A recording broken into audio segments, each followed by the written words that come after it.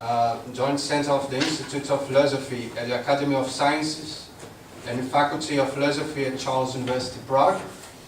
He's also head of the Department of Moral and Political Philosophy at the mentioned institution.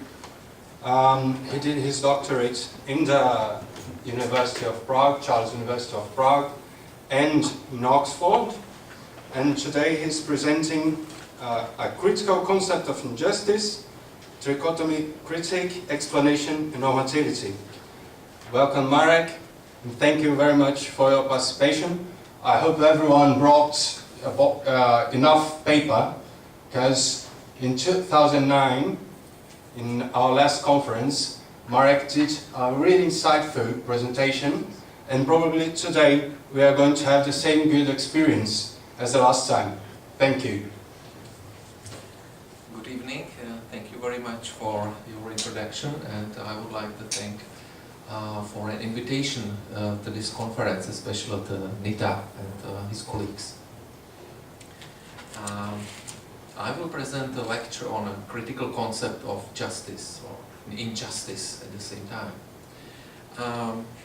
Critical social theory is able to offer an appropriate critical concept of injustice and justice, I would like to claim. While critical theory is generally based on social criticism, individual authors differ in their development of this common starting point. I will analyze three fundamental elements of critical social theory: critique, explanation, and normativity, which can be identified already in the initial programmatic documents of the founders of critical theory and consequently mapped in the text of their followers up until today. Although these elements have been present in critical theory since its beginning, and their existence was an implicit precondition for critical theory, they have been articulated only vaguely in their complex mutual relations. This is because only some of these elements have, as a rule, been addressed, and because just few of the relations between them have been discussed.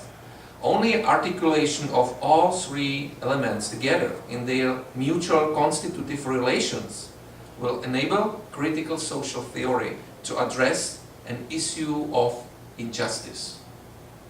That is why in this paper I will present my own formulation of the basis of critical theory of injustice, which is built on a conception of three fundamental elements of critical theory. As I said, critique, explanation, and normativity. I will proceed in the following way. In the first part, I will clarify the need for an internal characteristic of critically founded social and political theory. In the second part, I will clarify the essential importance of the trichotomy of critique, explanation, and normativity for this kind of theory, and I will concentrate on relations between individual elements of the trichotomy. This sequence of argumentation will hopefully lead to a better understanding of the basis of a theory which is linked to an internal social criticism and which as a result is able to address an issue of injustice. So first, internal social criticism. Clarification of the constitutive elements of critical theory requires comparing relevant alternative social and political theories. Specifically, theoretically social and political criticisms, which for brevity's sake I will denote as social criticism. I will start with an analysis of the theoretical approach to social criticism presented by Michael Walzer, and followed by critical theorists and by analyzing theories of other authors, and it will show its limits and it will introduce my own standpoint.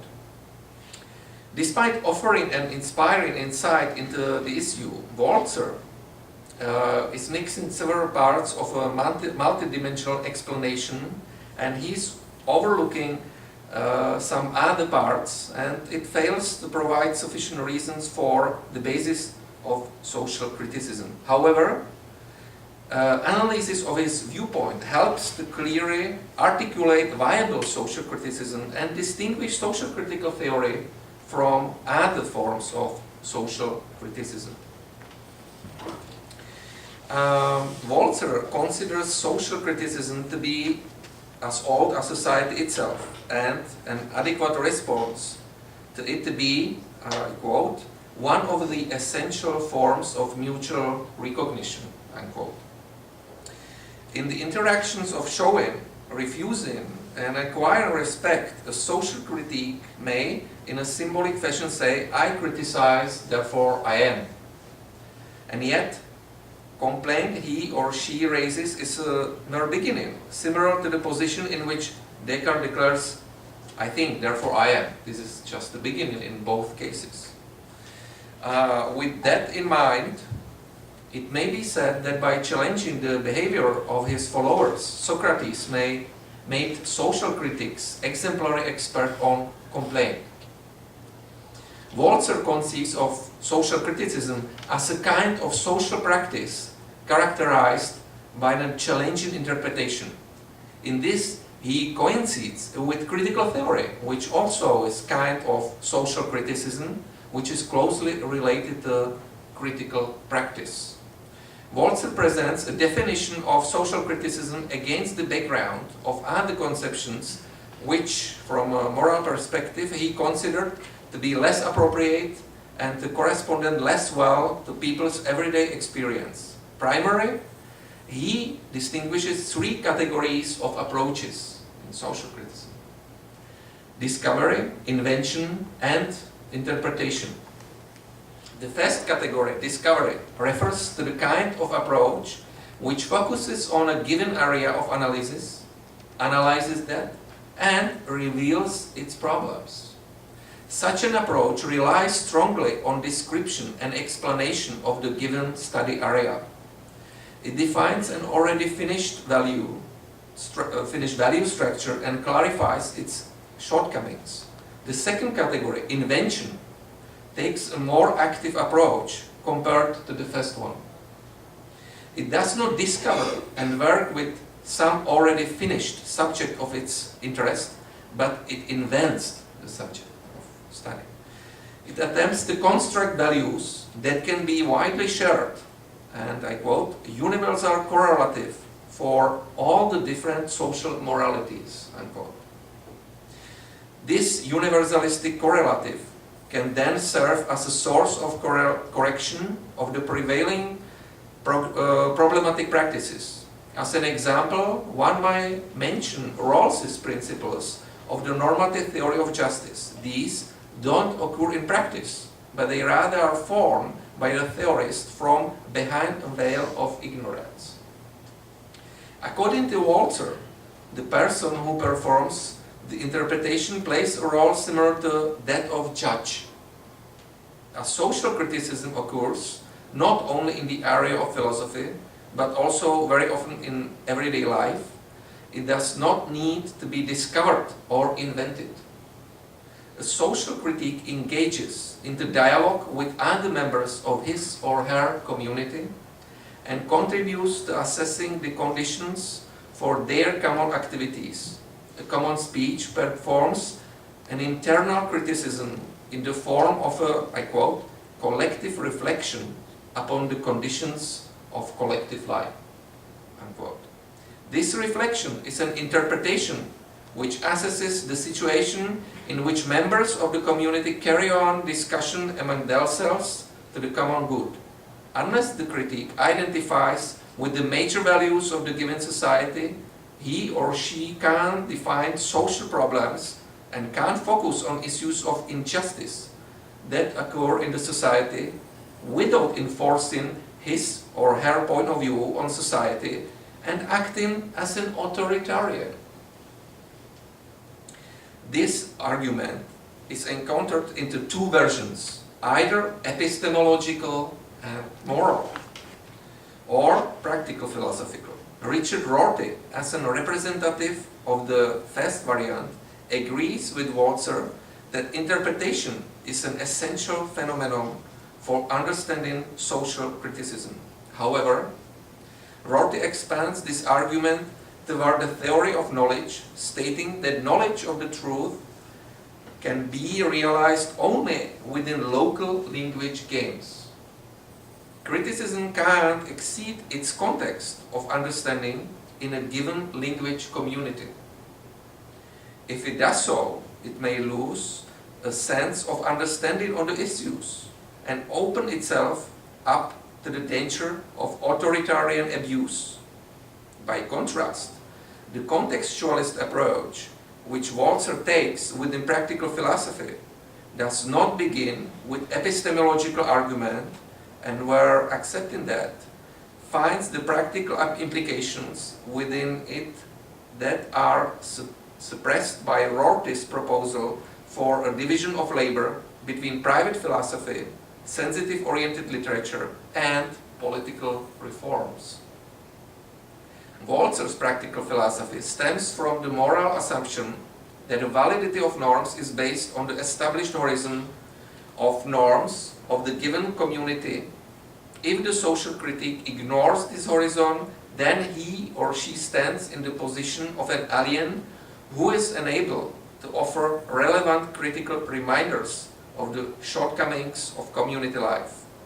Without a sensitive consideration of the case, the social critic imposes on the community the rules of some foreign landform, acting toward the community in authoritarian fashion. Iris Marion Young and some other critical theorists, but especially she, agree that with the main idea of internally grounded social criticism, represented by both the practical, philosophical, and epistemological perspectives, in doing so, they reject a non-historical invention of theory separated from the specific society, such as is produced by the mainstream of contemporary political philosophy, that is mainly by liberal theory, such as that of John Rawls. In contrast to the approach taken by Rawls, Iris Marion Young talks of the model of an internal critique, such as Albert Camus, George Orwell, or Mahatma Gandhi, or also Michael Walzer. She states, I quote, "The social critique is engaged in and committed to the society he or she criticizes. She does not take a detached point of view towards the society and its institutions, though she does stand apart from its ruling powers, although she stands apart." Critical theory, according to Iris Marion Young, must reject attempts to form the kind of universal theory that would be isolated from the society. Such an external point of view would run the risk of authoritarian elitist dealing, or at least the accepting responsibility for a seemingly neutrally worded expertise. An important contribution comes from Axel Honneth, who offers a definition of social criticism from the point of view of critical theory. And now I will show a discussion between Honneth and Walzer as I interpret it. Honneth's concept of social criticism differs significantly from that of Walzer, but shares its basic structure of argumentation. Honneth reformulates Walzer's conception using a different terminology, redefining invention as construction and defining interpretation, what Walzer calls interpretation, as reconstruction. In doing so, Honneth differs from Rawls's constructivism in replacing emphasis on the reconstructivism of Habermas. He also agrees with Walzer's prioritizing of an interpretative model of social criticism, recognizing the crucially important role of actors who are under pressure from social pathology and who formulate their criticisms. Honneth, however, has two reservations here. First, and as I will explain later, Honneth has a pattern of 3 points: reconstruction, construction, and genealogy. Now I address just reconstructivism as a form of critique when he follows Habermas, and explaining those two reservations concerning Michael Walzer's theory. I will explain construction and genealogy part of his theory. So first reservation to Michael Walzer's theory. Walzer's social critique, who reconstruct the conditions of the shared life of community members, is exposed to the pitfalls of relativism. Why? This internal critique derives his or her standards of judgment exclusively from the internal resources of the community, especially at the contemporary stage of community, and tends to react to complaints against injustice based on the other external sources in an ignorant manner which confirms the status quo. This is how we do it here, he can say. Walzer's relativism is visible, for example, in the conclusion he draws in his book Interpretation and Social Criticism, when he says, "It is a mistake then to praise the prophets for their universalistic message. For what is most admirable about them is their particularistic quarrel." Unquote. However, this approach ignores the fact that criticism also requires an implicit correlative without which it falls into the relativism of particular disputes, which can only be arbitrated on the basis of temporal and local coincidences of opinion of members of the society. Honneth adds that any real social criticism must be based on internal criticism. Okay, that's where he agrees with Walzer, but it must formulate it also in a way that reflects some non-relative scale for social critical theory, which from its outset has followed the left wing of Hegelian thought. This criterion is represented by the identification of elements of progressive social development in the long-term perspective, from the past through the present to the future. The criterion of progress, especially the progress of reason, can be seen as a constructivist element, but only, and this is crucial, in the context of social criticism. This basis of social criticism, according to Honneth, is necessary but not sufficient. So let's see the second reservation of Axel Honneth concerning Michael Walzer's theory. Honneth's second objection to Walzer arises from the observation that the first generation of authors of critical theory did not give sufficient consideration to the formulating of solely internal and particular disputes of a given community within the overall frame of reasonable historical trends. Critical theory, in Honneth's view, also requires the application of the second criterion, which is missing from Walzer's classification.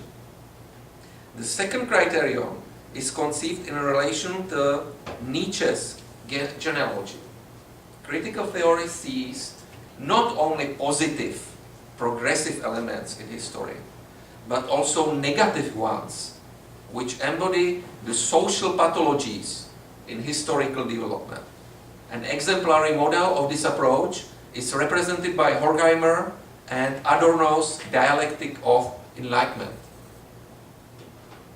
As mentioned earlier, the concept of discovery defined by Walzer seems at first glance to be a variant of Honneth's genealogy. However, Honneth rejects this similarity because he considers discovery in connection with the redefined positivist approach, while considering genealogy to be an approach separate from the mapping of pathological social norms. In Honet's view, critical theory requires that social criticism is connected to the earlier mentioned components of construction, reconstruction, and genealogy. He states that it is desirable to link the formulating of the moral foundations of criticism with construction of the progressive development of recognition in history, and thence the genealogical methodology so as to show especially the paradoxes of society, paradoxes of capitalist society in the long-term historical development. However, Honet's analysis and this approach in general contain several shortcomings from my point of view. So I would like to now address problems with both Honet's and Walzer's interpretation. They are apparent when we analyze them from the perspective of a more appropriate conception of social criticism and its elements.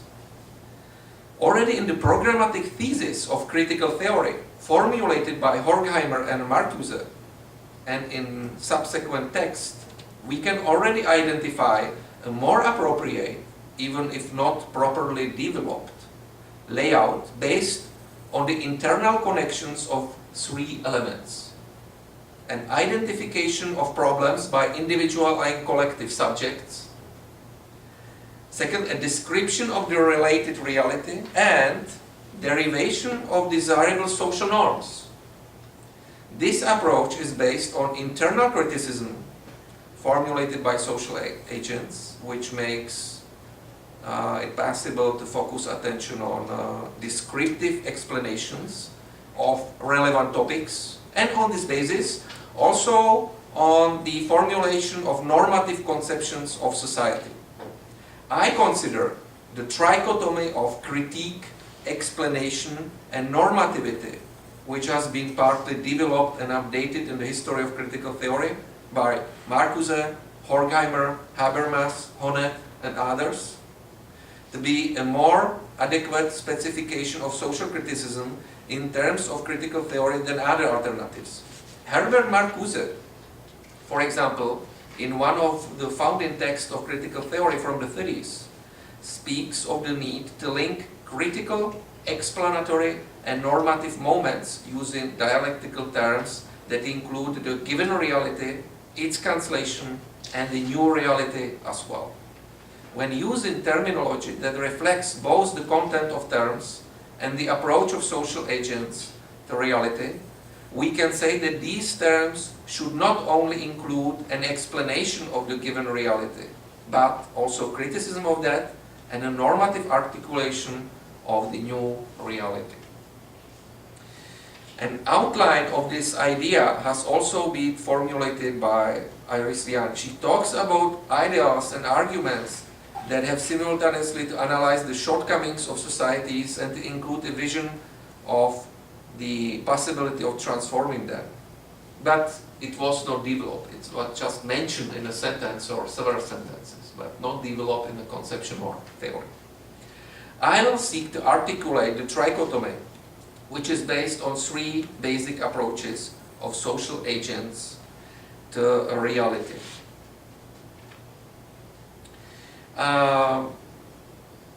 So I will articulate the trichotomy. Specifically, the first approach is rejection or negation. The second contrasting one is adoption or affirmation.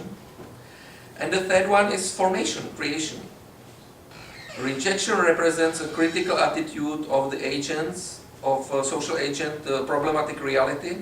Adoption focuses on those elements of the reality which crystallize as positive fragments of it in the background of the criticized part of the reality. And creation concerns a development of the positive fragments of the reality into a set of desired standards and a normative complex of social arrangements. It means a conception of justice. Nevertheless, this sequence of steps is not one-shot approach. It is an iterative process through which individual actions are increasingly specified. It represents the dynamics of social development. The trichotomy contains the basic elements of which in their mutual connection perform the dynamics of social struggle, starting with negation of injustice.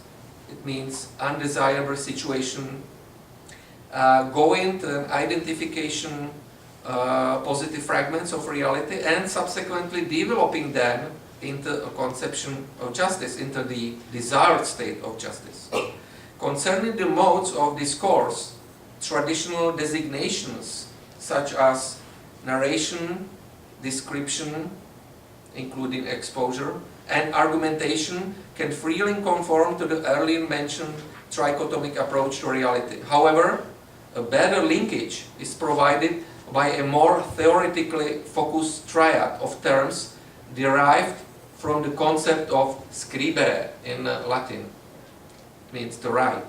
Proscription, which refers to denial, accusation, or condemnation. Description, which relates to what exists. And prescription, concerning what should be done. These terms have a common basis and thus make clear their mutual connection. With regard to the theme of social criticism, which is both theoretical and practical, they nevertheless have disadvantages. Firstly, in their one-sided focus on writing, which emphasizes the theoretical side of criticism. And secondly, in their lack of anchorage in social and political theory. The terms critique, explanation, and normativity, by contrast, have both subtle connotations in social and political theory, and also refer to its practical dimension. Now, to conclude what I explained in comparison of authors. In this table, I set out my further understanding of the trichotomy critique, explanation, and normativity in relation to the individual forms of Walzer's and Honet's approaches.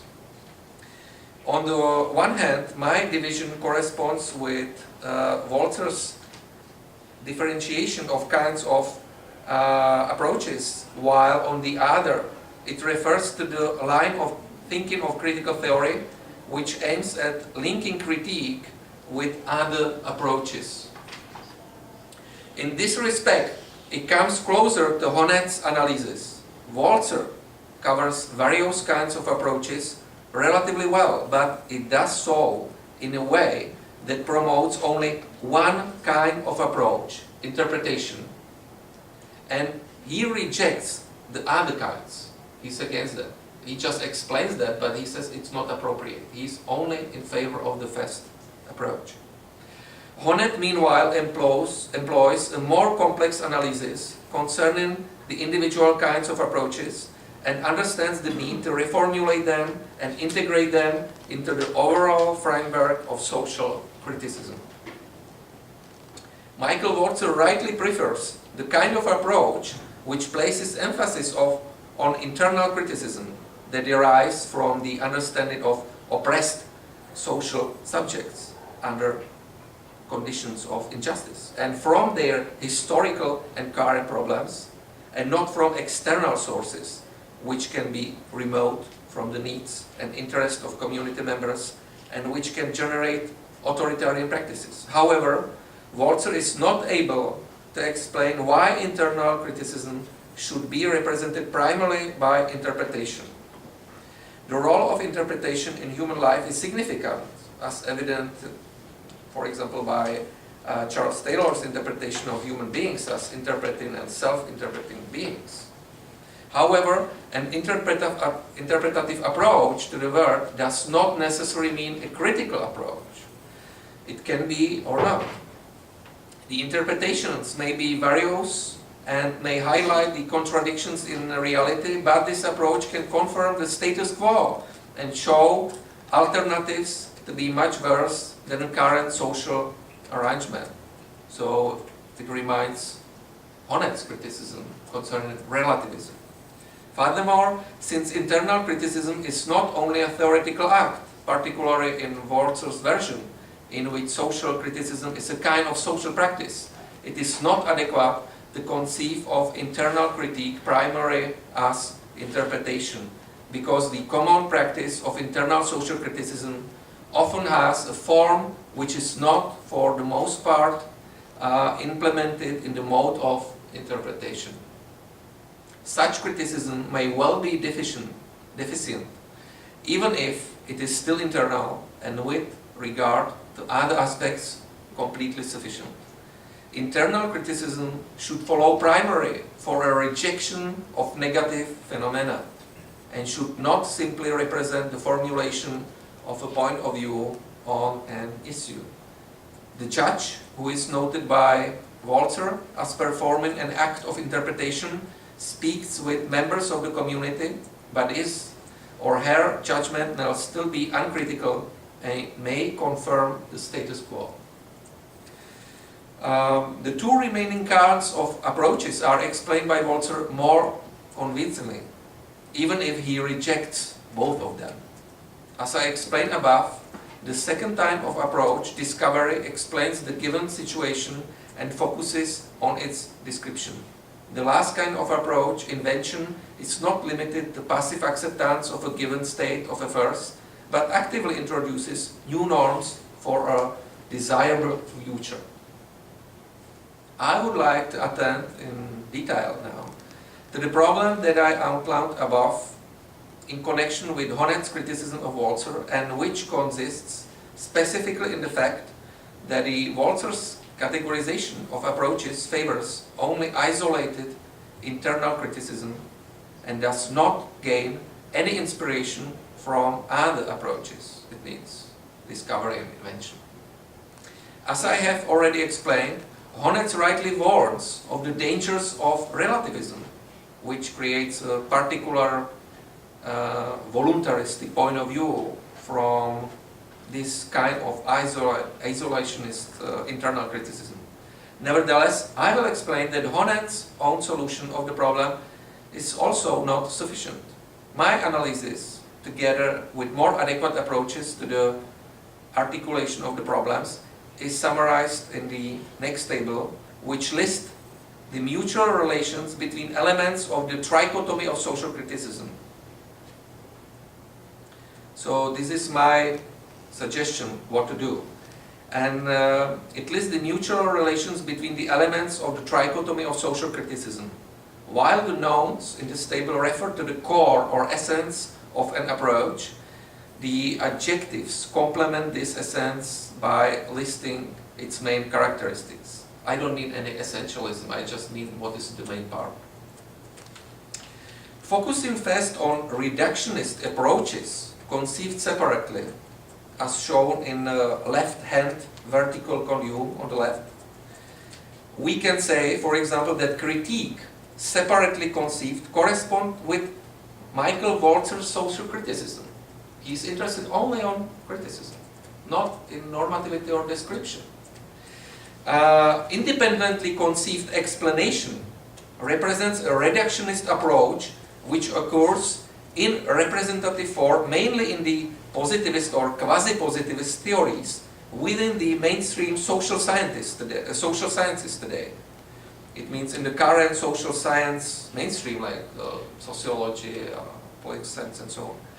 Independently conceived normativity is usually a characteristic feature of contemporary normative theories in the sphere of moral and political philosophy. They reduce everything on normativity, like John Rawls, for example. He's not interested in description at all.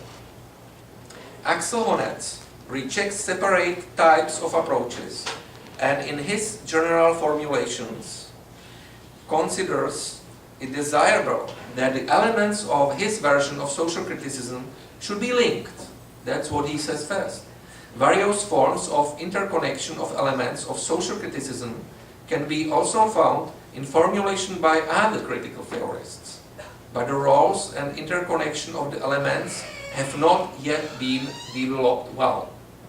While I have already mentioned that the terminology of the trichotomy critique explanation and normativity allows its use both in critical theory and in the sphere of critical practice as well, further analysis requires a conceptual trichotomic differentiation of the reality to which social agents relate. And I will explain details and other types, combinations later. Individual critical theorists differ as to which of these elements and of which relationships between them they emphasize. Nancy Fraser, for example, agrees that it is crucial to establish the right sort of a relationship between social description, social criticism, and normative theorizing. But how? Is it correct, or how it is developed in her theory? According to her formulations, an articulation of this triple relationship points to the manner in which she understands critical theory. She also distinguishes between the theoretical and practical levels of analysis on the relationship. At the theoretical level, she speaks of philosophical and social theoretical reflections, which allow an explicit formulation of the paradigms of different theories of justice. This theoretical reflection differs from the popular conceptions of justice in the practice, which provide members of civil society with various ideals needing to be analyzed by theorists in order to keep their theories from falling into non-situated standpoints which would ignore the practical issues of injustice.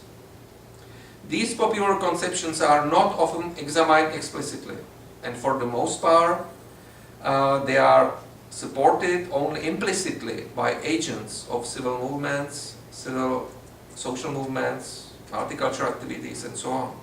The conceptions refer to the two directions: critically to the bad facticity with its causes of injustice, and positively the possible solutions of injustice.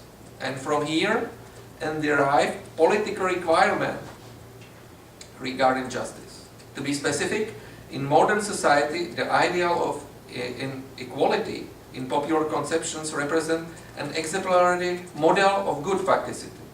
The possibility of developing equality becomes an inspiration for the critique of wrong facticity and a source of required norms.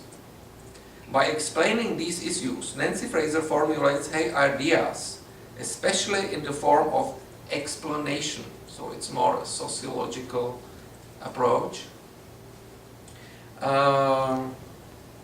Yes. And she derives cultural explanation and normative explanation. These types of explanation may have both practical and theoretical forms.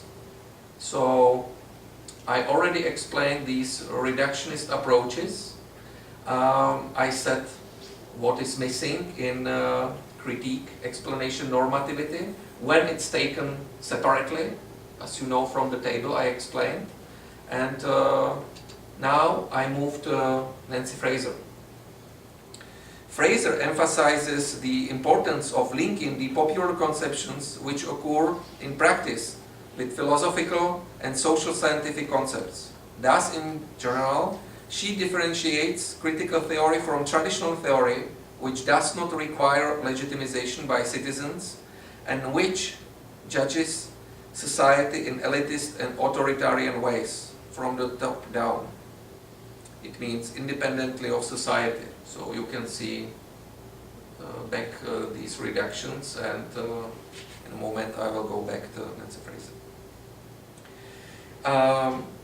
Critical theory is already presupposed in the first step, since practice refers here to the critical social agent who seeks to remove injustice. Our concepts need a starting point in social practice. They have to be derived at the basic level from popular concepts. Because of that, they can become critical concepts.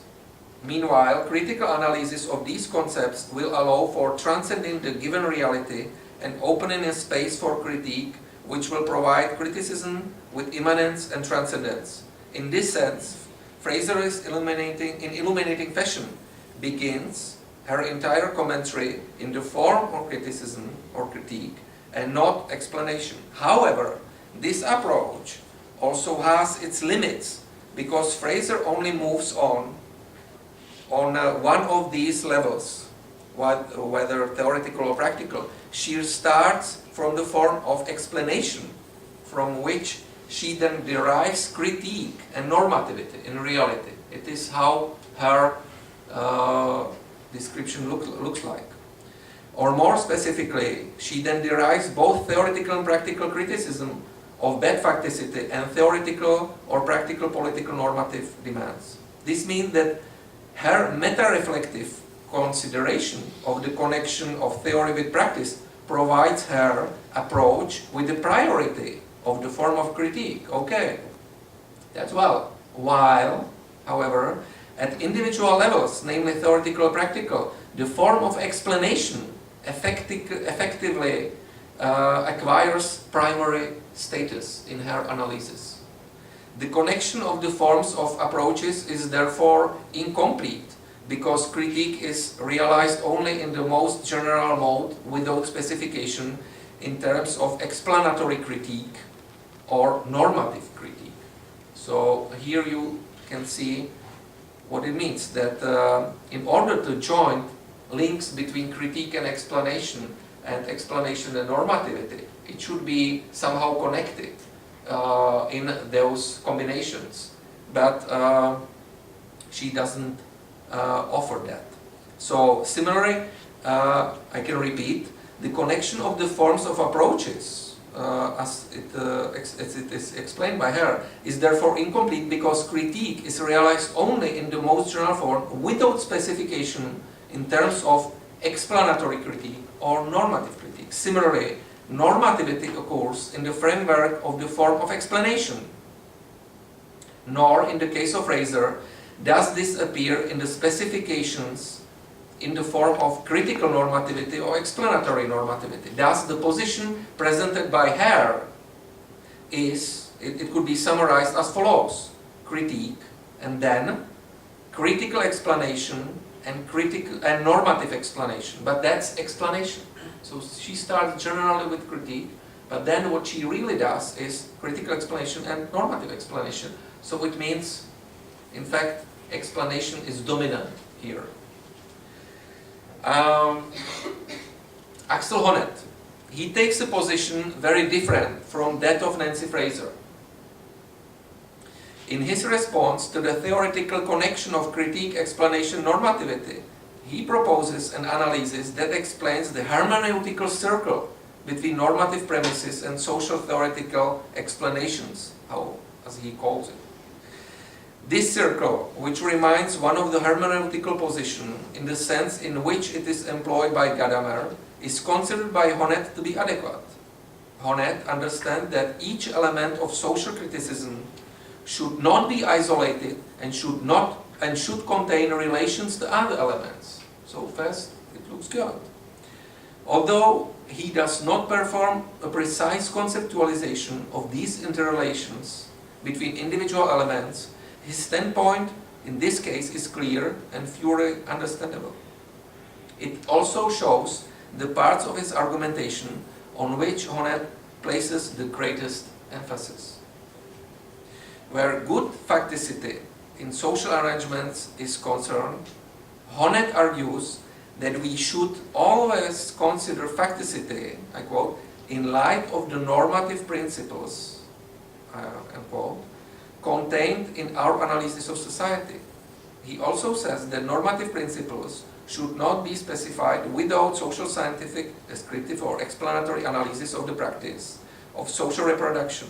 In this way, Honneth articulates a connection between elements of social criticism using the characteristics and forms of approaches which I described in the table, in the second table, as normative explanation and explanatory normativity. Honneth thus formulates these claims, but as I will expose, he is able to meet the claims only partially in his own analysis, as he incorporates only one of two elements into his theory. The situation is similar with his concept of critique. Here, however, he places the biggest demands on the interconnection with the other two elements of social criticism. He agrees that the critical experience of negativity, I quote, is what puts a circle of normative formation of principles and social theoretical analysis into motion.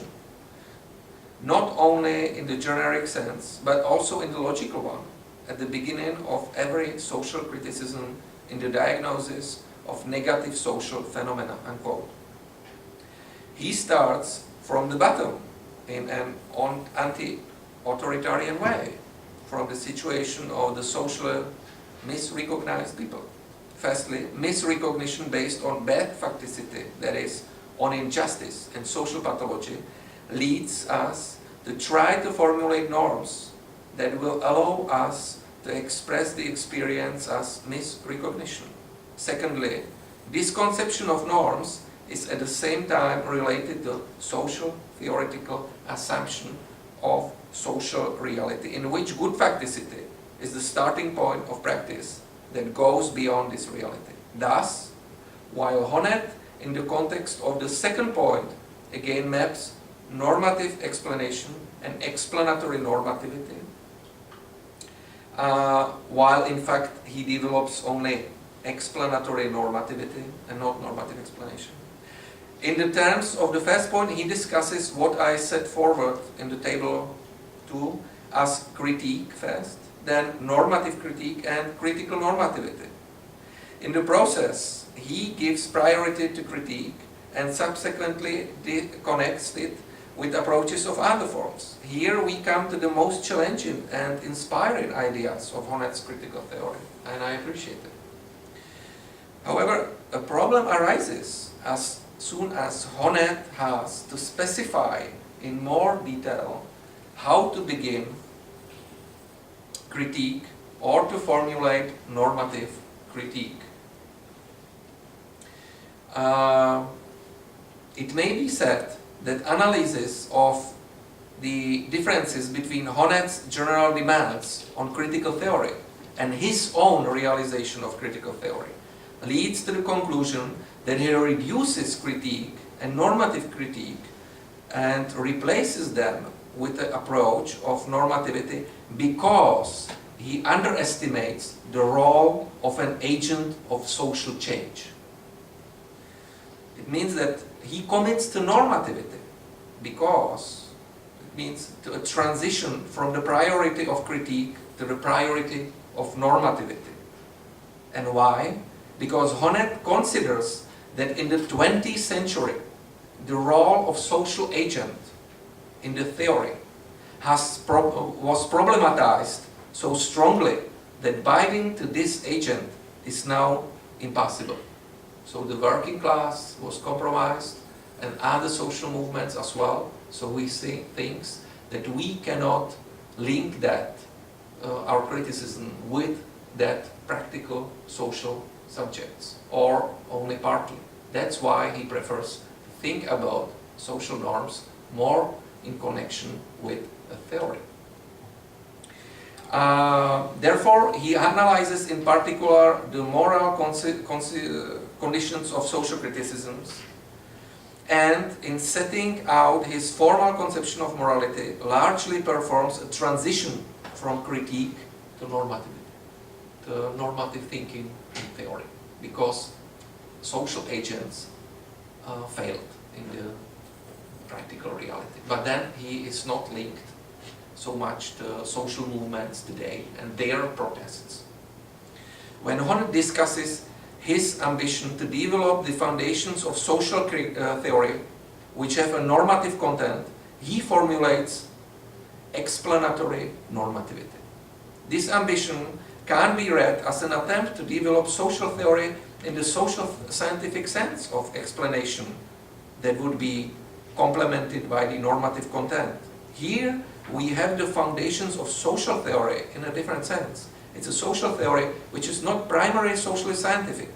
These foundations are developed in closer relation to Honneth, announced moral content and are specifically morally normative, as suggested by the subtitle of the book in which he first tried to formulate his theory. It's Moral Grammar of Social Conflicts. It's a subtitle of his Struggle for Recognition.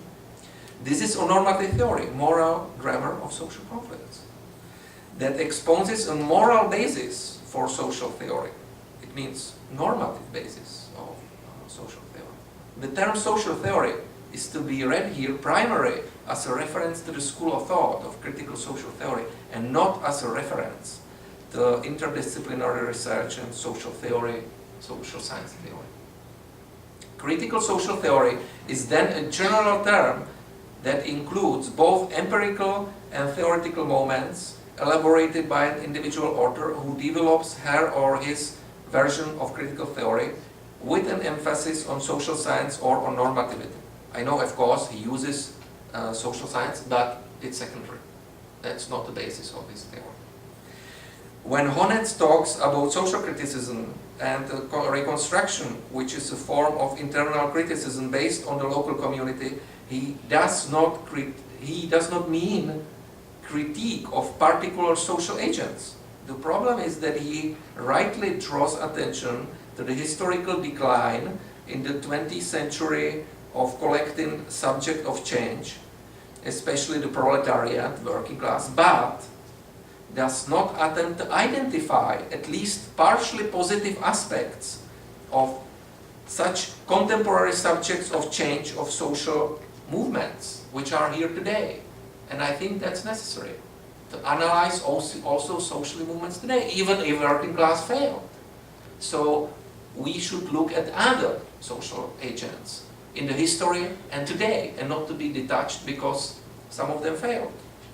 For the most part, he merely replaces them, those social subjects, with his own moral considerations in the normative terms of internal criticism.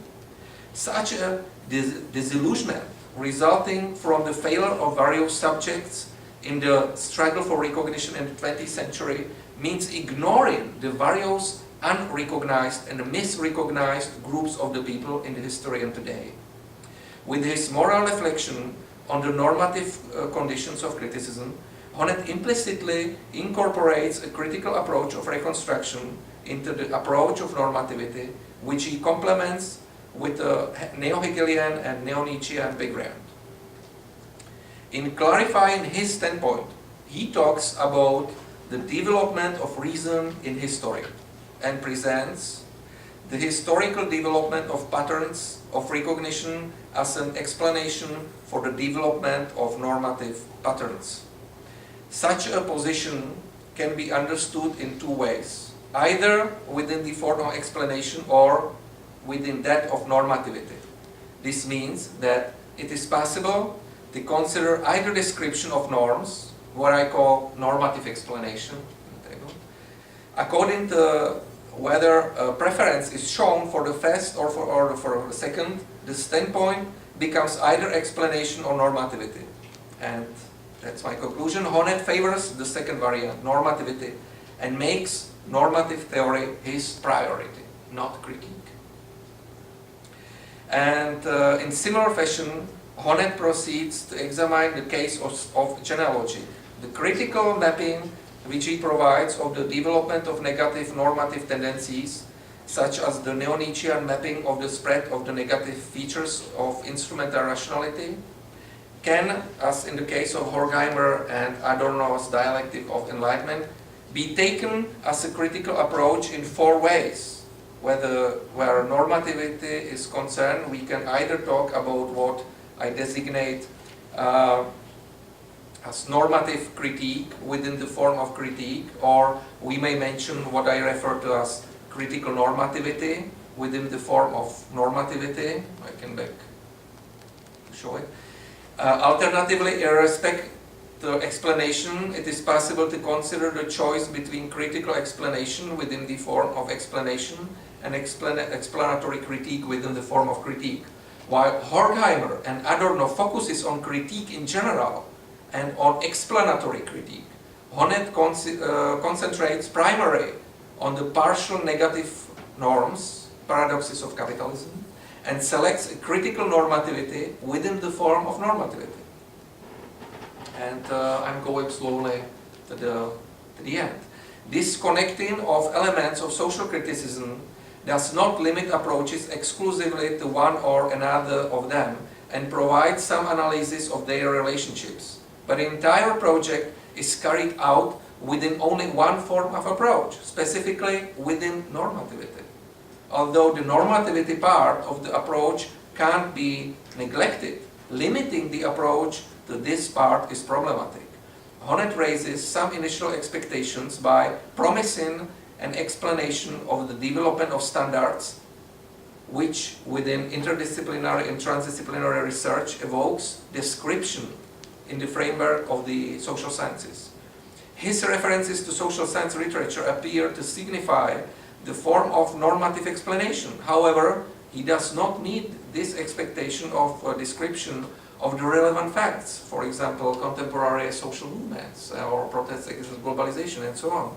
Similarly, Honneth does not deliver on the promise of critical analysis of negative trends as critical explanation or normative critique concerning global capitalism and so on. Critical normativity and explanatory normativity are important components of approach, but Honneth's conception of critical theory is made vulnerable as a normative reductionist approach by its limitation to only these two components. Of course, this is not a poor reductionism, I know, and I don't want to exaggerate, but I just want to point out what's the problem. And it operates under only one form of approach. It is a version of limitation which, in its inaccurate determination of relationships between forms of critique, gives one of them priority, while the other two, critique and explanation, are taken into account only partially. Thus, we can't talk about an interconnection of these three components of social criticism, as Honneth states in his intention, but only about a normative theory, which also includes certain aspects of critique and explanation. To what extent, though, is such a normative theory still critical or critical theory? Additionally, it may be considered that any normativity is essentially a critical approach because the very fact of a commitment of a normative approach means a recognition of interest in alternative social arrangements, and thus implicitly dismissive detachment from reality. This appendix of normativity, however, suffers from several shortcomings, at least in terms of the weakness resulting from the speculative formulation of this critique, which is not based in a critique of concrete social agents. And like isolated normativity, this normativity is just quasi-critique that lacks a firm basis. So to conclude Honneth's position, with reference to my table, Honneth's position may be summarized as follows. First, he starts with critique, yes, but what he really does is critical normativity and explanatory normativity.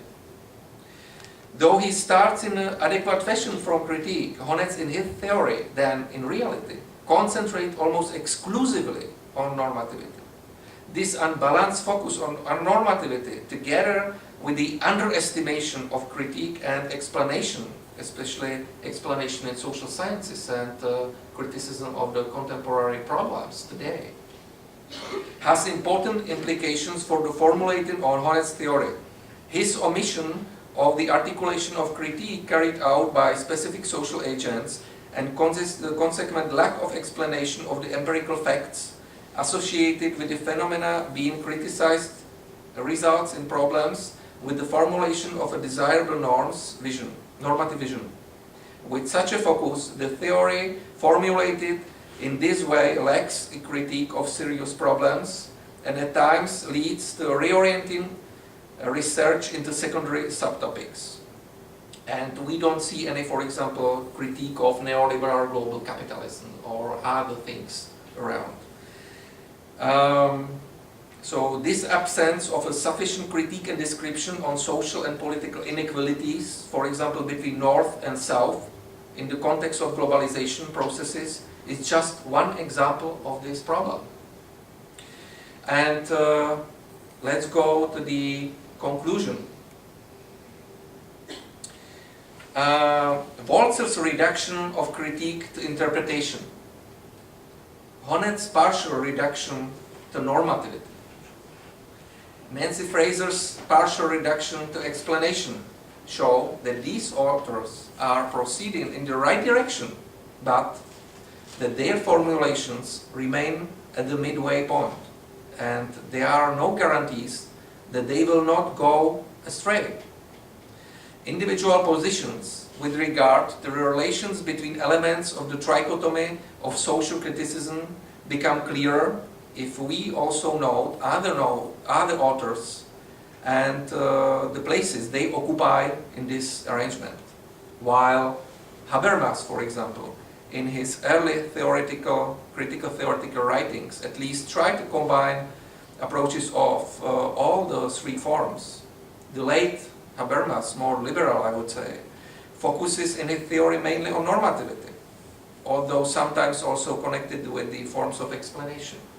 I can't explain everything about other authors, just in the end I try to make some comparisons.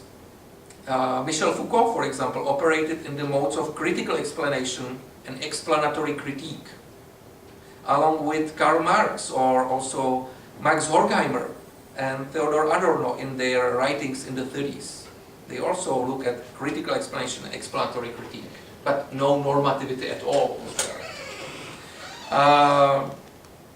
Except of some sentences, but they didn't develop a normative theory at that time. And my conclusion, I don't say that an adequate critical theory must necessarily apply all the 6 of approaches to the mutual relations between elements of social criticism that I indicated in the table number 2. Not all of these combinations. However, I think that every critical theory and every critically oriented social and political theory should include each of these 3 forms of approach in order to carry out the 3 types of activity expressed conceptually in the table using the nouns critique, explanation and normativity.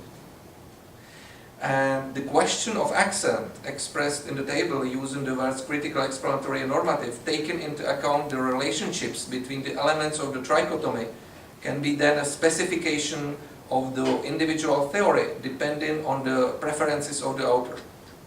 However, reduction to one form of interpretation, whether critique, explanation or normativity, or partial reduction to 2 of the forms is not sufficient version of social criticism, and which is, from my point of view, not able to fully realize the requirements and to develop a critical concept of injustice and justice. Thank you very much for your attention.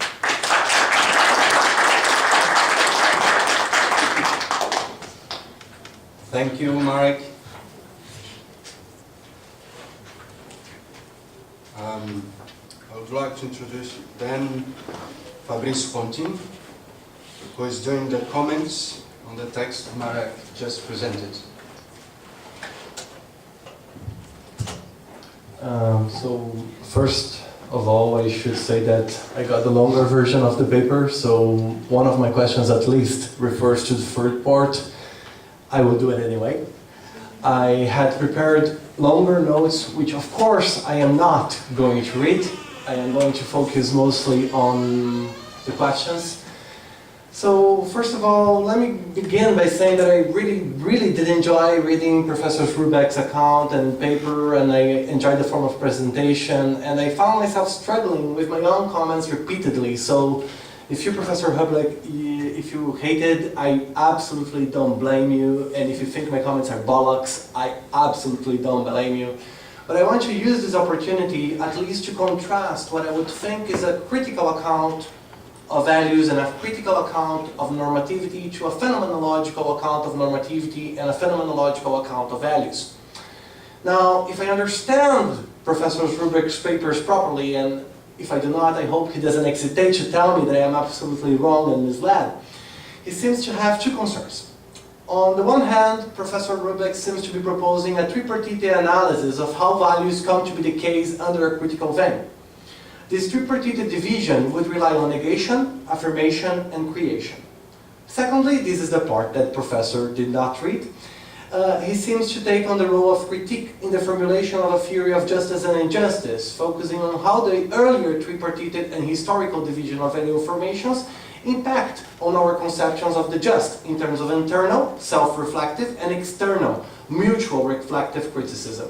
So, since it's been a very long week and we are all very tired and anxious to have a few drinks before we can all say our goodbyes and wait for the next installation of this wonderful event, I'll just proceed to the questions and leave you alone. So, I don't think you'll take issue with me if I choose to read your trichotomy of value constitution in somewhat Weberian terms. It seems to me that the division between negation, affirmation, and creation ultimately refers to the formation of a dense self, which is related both to determined elements that are retained in one's history and one's conscious appropriation of these elements in terms of stages of a social constitution of a self. Negation, affirmation, and creation then seem to be these very stages in which we make sense of our own heritage or circumstances and so on. But I wonder, when you attempt to imply this division, are you expecting our process of signification to, first, always adequate themselves to the elegance of a structural social model, and second, to always indicate the prevalence of meaning? This brings me to my second question. Where is the role of critique in our understanding of culture? Now, it seems to me that your account of a critical understanding of culture is necessary for an adequate account of what culture is. Now, in that sense, though you seem to resist an interpretative approach, I still see your reading as within the parameters of interpretative anthropology, which indicated that culture should be understood in terms of a web of significations that inform and constitute social relations. For me, this indicates a net-chicken paradox. We can only interpret culture within critique, as if critique preceded culture.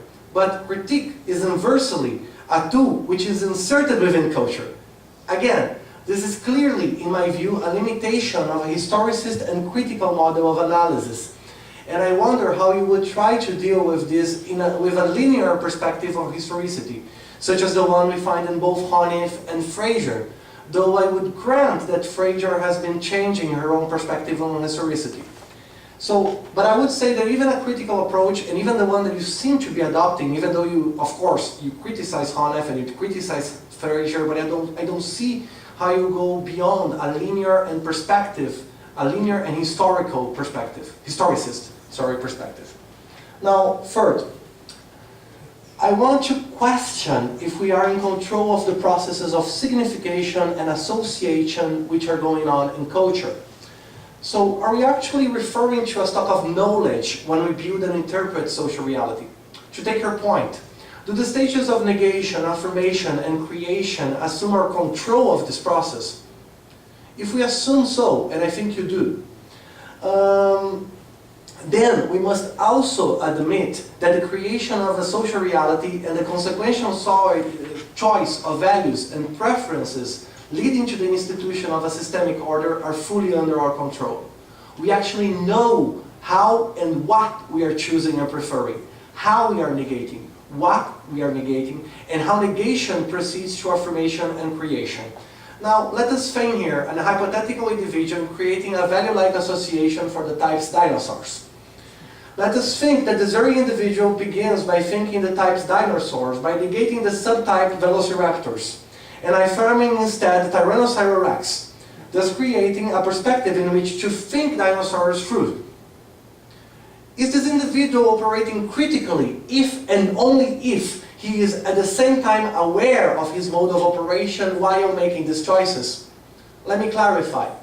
Doesn't a critical perspective presuppose a determined mode of consciousness as the mode in which consciousness must operate in order to be properly or actually critical? This, of course, brings me back to my second question, as I think that the stiffness in the description of meaning is a direct consequence of the formality of the critical conception of historicity.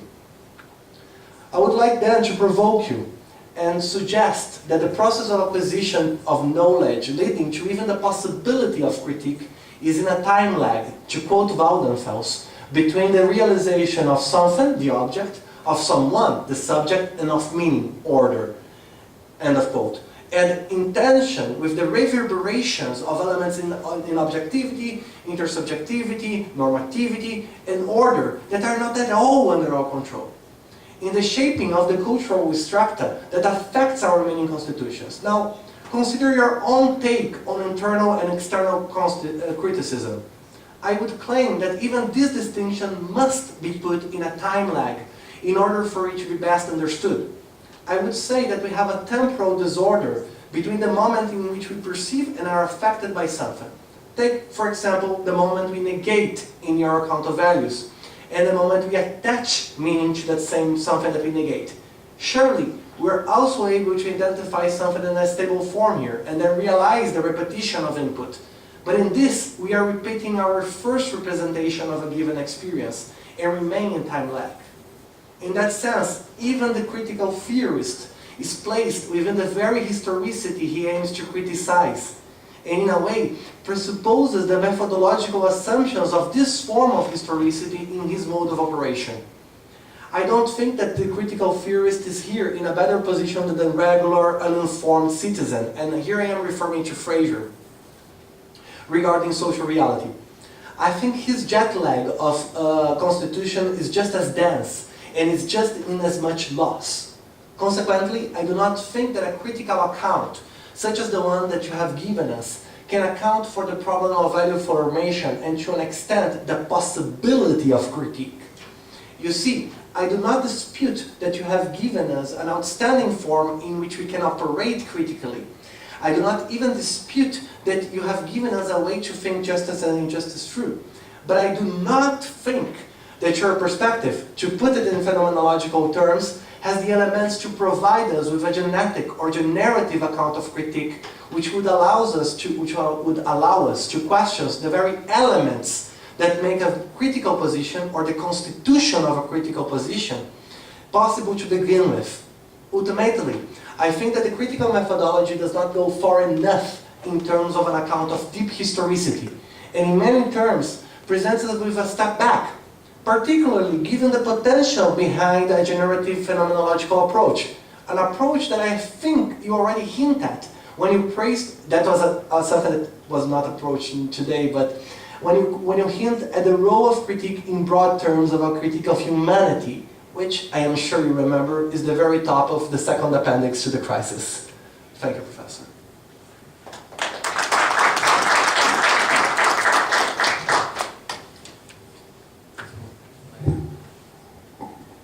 Thank you very much for your comments, and of course I will think about them in detail later, but now I will try to do my best to answer your questions which were present in your commentary.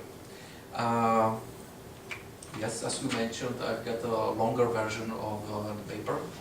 However, I was advised that 1 hour lecture would be enough, so therefore I presented it about 65 minutes, and I had no time to continue the 20 or 30 minutes. However, I tried to explain the complex, which is closed somehow, and the third part of the paper is possible to present or not. So you got the main message I wanted to present, and the third part of the paper develops it from other point of view. I have to say that I appreciate Honet's and Fraser's and also theories and Iris Marion theory and so on. And I used their theories in order to contrast them and to show how we can develop our position better.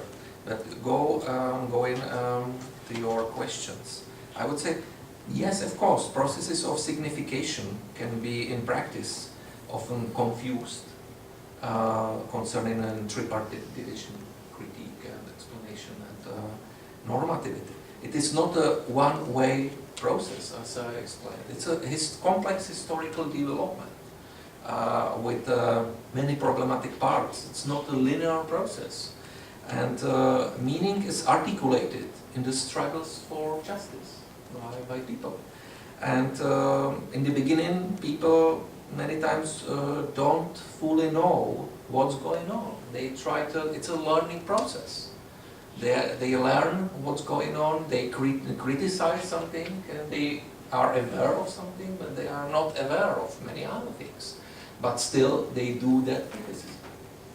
And then they try to develop some normative versions of society, and sometimes they fail, and sometimes not. But I would say, so those processes of signification are not something which is fully aware in the beginning. So I agree. The second point you mentioned, the role of critique in our understanding culture. I would say yes, critical understanding of culture is really important for our account of culture, or I would say necessary.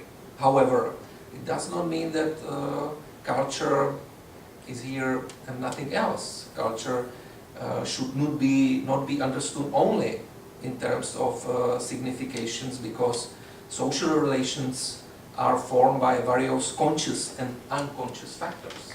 Critical theory uses psychoanalytic tools in order to analyze what people do and how they do it, and sometimes it's really unconscious. So it's not clear from the beginning what people want to do and what they do, but still they do it, and we can analyze it. And sometimes it's that learning process is partly conscious and partly unconscious, I would say. Your third point, in your question, there is an implication that we are not in control of the processes of signification.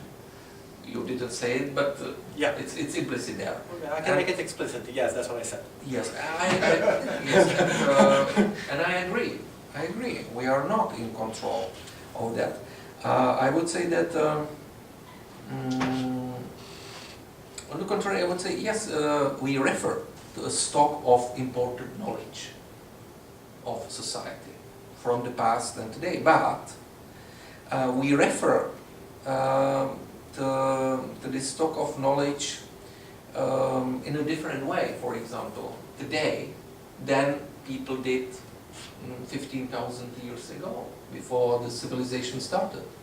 I mean, the human civilization started. So that's a different stock of knowledge, I would say. And sure, we react and we behave, we think in a different way than those hunters of mammoths and so on, you know, many thousands of years ago. So I would say yes, that's evident that people react according to various stocks of knowledges, but that's not something which is perfect.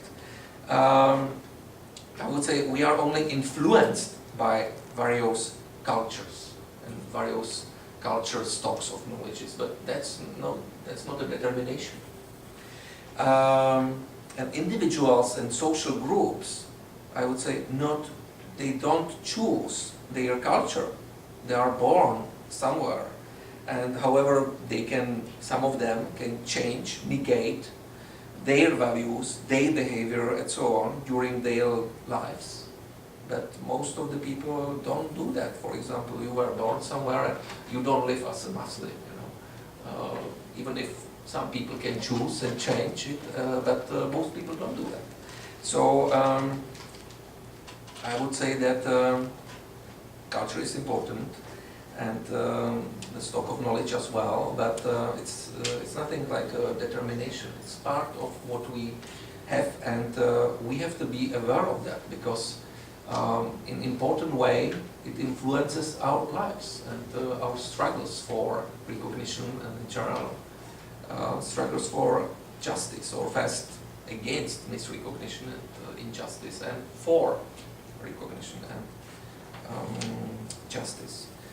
I took some parts of your questions together, but still I would like to stress one thing, that critical theory uses phenomenology, and some let's say, starting points are phenomenological, and not just starting points, but also other ones. And in this sense, critical theory follows some phenomenological analysis. So I would agree with some implications you want to mention concerning an importance of phenomenological research. And I would just stress that it's what the people do in their struggles for justice. It's a learning process which doesn't have any guaranteed significations, and it's hard to analyze it, of course. I would like to stress again that those analyses I explained are not one-shot approach. It's a historical development, and something is repeated several times during the learning processes. And concerning critical theory, yeah, when you mentioned that ordinary citizens can have the same knowledge, probably, or something like that you wanted to stress, I would say we do our best, but of course we are not perfect. And, we start with something, we try to improve that, and of course even the history of critical theory shows that there were many changes of paradigms, from the paradigm of work in the first generation to the paradigm of communicative action in the second generation, and other approaches. And let's say in the third generation of critical theories, you can see a paradigm of recognition and also other approaches and so on. And today I would say that more and more people, not only in a critical theory tradition, but also in other streams of in other schools, they analyze more and more global interactions, cultural, political, social, economic interactions, and more people last decades want to express their opinions and their analysis concerning these issues. And maybe we are at the age of establishment of a new paradigm or new paradigms in critical theory which deal with global interactions. So thank you for your comments. Thank you, Professor, for your patience.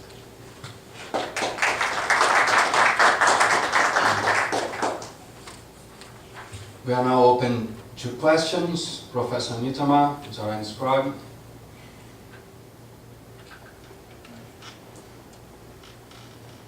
Okay, well, thank you very much, Marek and Fabricio. Yeah, I really enjoyed your paper. I'll have somehow a reaction very similar to Fabricio in terms of something that I've been calling the phenomenological deficit of a critical theory overall. But as you said so well in your response, there is a phenomenological dimension to your own approach to critical theory.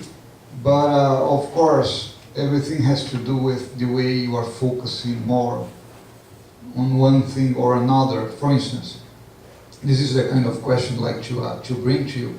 When I first saw your abstract, then your paper, it really made me think of Sheila Ben-Habib's Critique, Norm, and Utopia, her book. Because in Ben-Habib's approach, which later on went towards a critical theory of culture, was precisely struggling with these very generative, phenomenological approaches to the problem of historicity, especially in the so-called utopian dimension, which you mentioned in Marcuse, but also was also in Habermas. In Ben-Habib's case, she always suspected that Habermas had a hidden utopian, right? And of course, Habermas didn't like this, and he always said that he wasn't following Marcuse. It's always the whole thing of the philosophical parricide. You have to kill the father. So for Habermas coming after Marcuse, he had to deny utopia.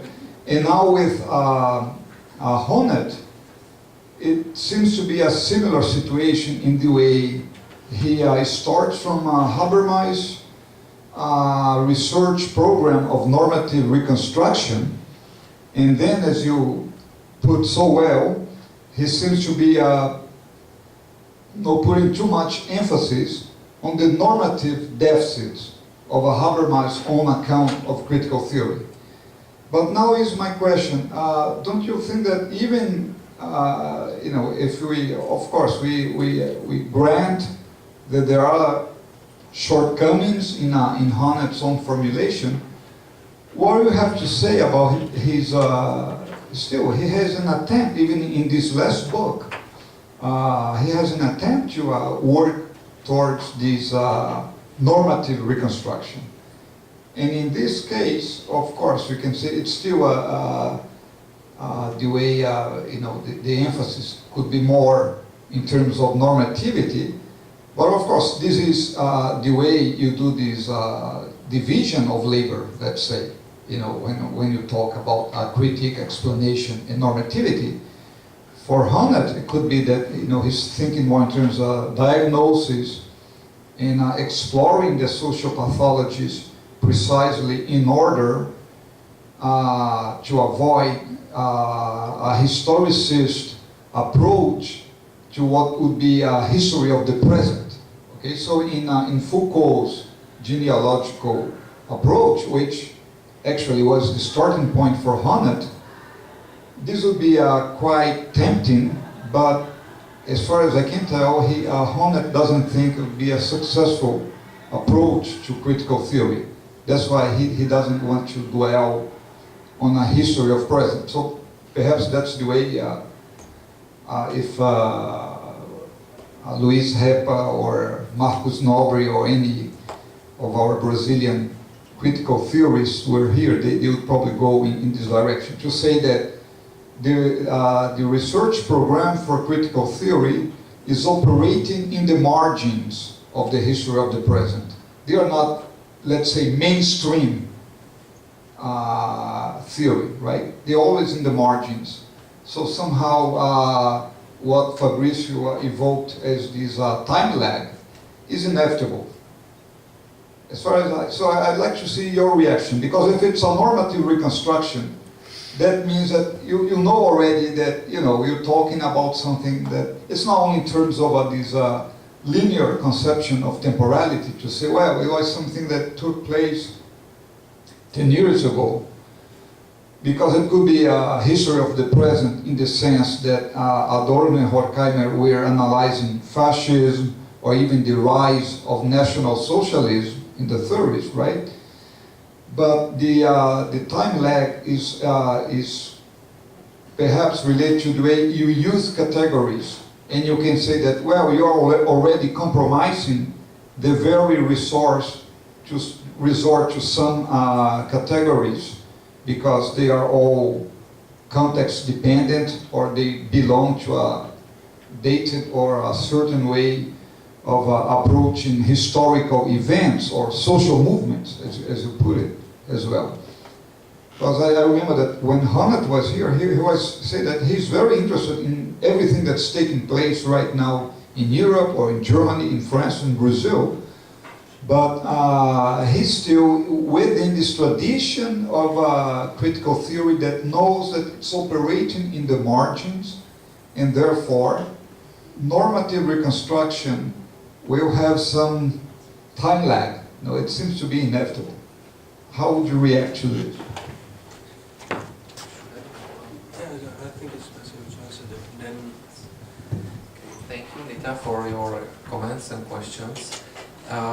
First, when you mentioned the phenomenological deficit of critical theory, I try to follow some phenomenological approaches, and you know that in the Czech context, phenomenology is pretty strong, and maybe sometimes I try to go somewhere else because everybody talks about phenomenology in the Czech Republic and so on. So maybe I'm on the other side, because it's really a strong tradition there, following Jan Patočka and others. Well, So- also, Yeah, right. So maybe there are too many phenomenological analyses that we can use them easily, and then in order to show what we do something else and so on. But still, I use it, and you mentioned it. So this is just a remark.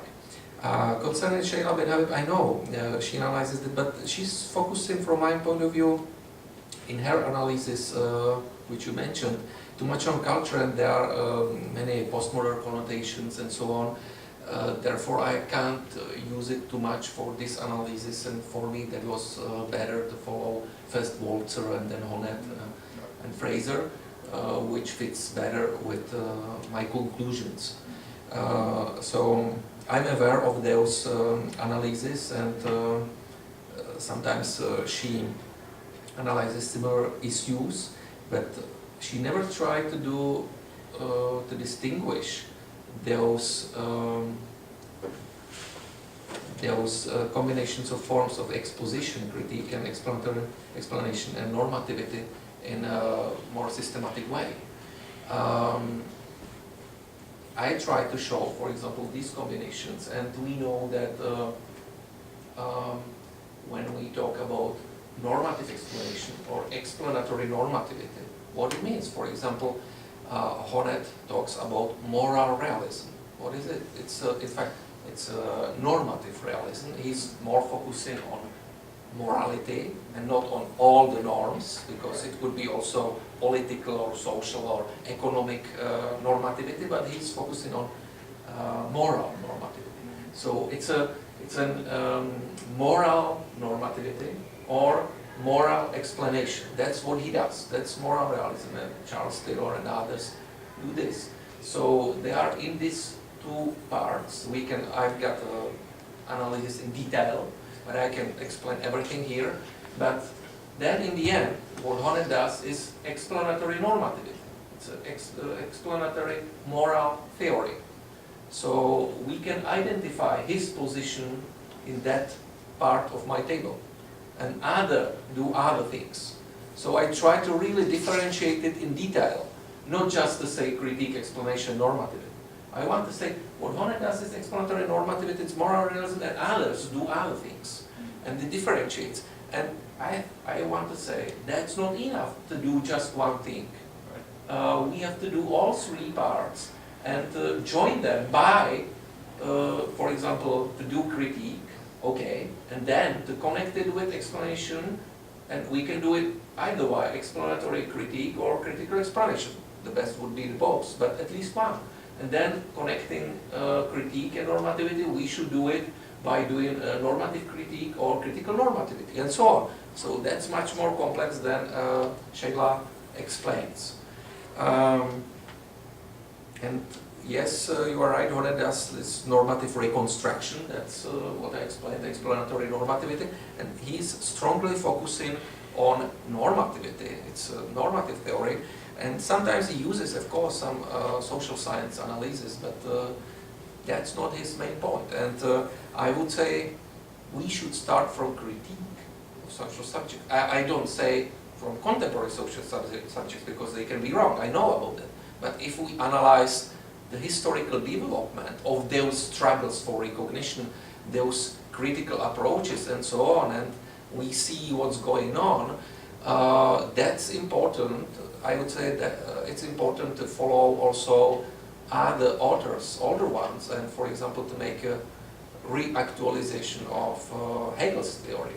But still, it's several centuries old, and I would say that reactualization would be the first step, but then not just reactualization of all theory, but also development of our contemporary theory, which is based on historical development of reality and historical development of theories.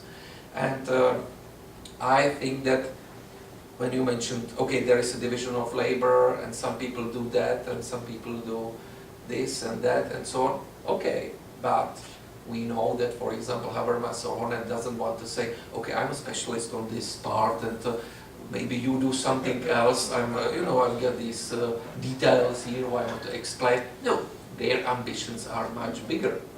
And if for example Honet focuses so strongly on normativity, I would say it should stem from critique and then description and then normativity. Because otherwise that could be just normative speculation, and it's hard to say if it is connected with what social subjects want. Maybe they want something else in the history and today. So I would be in favor of more links with social sciences, and critical theory from the beginning wanted to be transdisciplinary and interdisciplinary, and not just to be focused on this or that. And of course, we know about the failures of social subjects, but it doesn't mean that we ignore them and we just say they were not right in the 30s, and since then maybe there is a globalization, global capitalism, and I don't know, according to the United